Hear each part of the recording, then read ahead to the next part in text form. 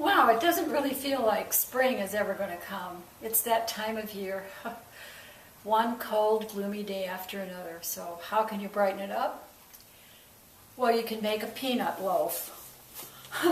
I actually was at a friend's house who happens to be a vegetarian and had this wonderful meal. What was it? It was peanut loaf.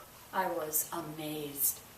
And when she gave me the recipe, which I typed out, I said, this would be a good candidate for my Pop It in the Toaster Oven cookbook.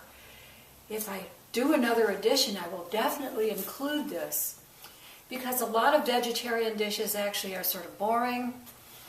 They don't have a lot of spices. And so this peanut loaf has a wonderful flavor, so toasty and nutty. So I'm going to show you how to make it. I have already preheated my toaster oven to 350 degrees. And I'll show you what ingredients you need to make this peanut loaf. And these peanut loaf ingredients are really easy. I was amazed. Of course, first you're going to need a mixing bowl about this size and a spoon. You'll also need a 9 by 9 by 2.5 baking pan. And look how easy this is. This is 1 cup of finely chopped mushrooms, 1 cup of finely chopped carrots, 1 cup of finely chopped celery, and in this case I had bok choy, which I think would be just as good, and then 1 cup of breadcrumbs. And then over here I have half a cup of finely chopped green bell pepper, a half a cup of finely chopped onion, 1 cup of dry roasted peanuts that have been ground. You can do that in a blender, or if you have a nut grinder, you could certainly use that. And then over here, 2 tablespoons of olive oil and 2 eggs that have been beaten. And then I'm going to be adding some spices. And the spices I'll be adding are actually a half a teaspoon of thyme and a half a teaspoon of oregano, and this is my oregano basil mix. These are both from my garden, and then I'll also be adding a half a teaspoon of kosher salt. So everything goes into the bowl. And doesn't matter what order. No, because it's all going to be mixed around anyway. So there's the onion, peanuts, egg, olive oil, breadcrumbs. These are like whole wheat breadcrumbs. I actually did toast and put it in my blender, and that's the way I made those breadcrumbs. The bok choy, or you could use celery,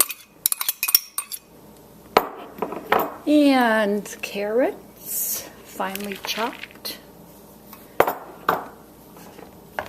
bell pepper, and the mushrooms. Here's the half a teaspoon of thyme, half teaspoon of basil oregano mix, and you know, if you get that from the grocery store, hey, that's okay too. You don't have a garden, well, spices are pretty good from the grocery store. And then half a teaspoon of kosher salt. Now all of this gets mixed together, and here we go with the mixing.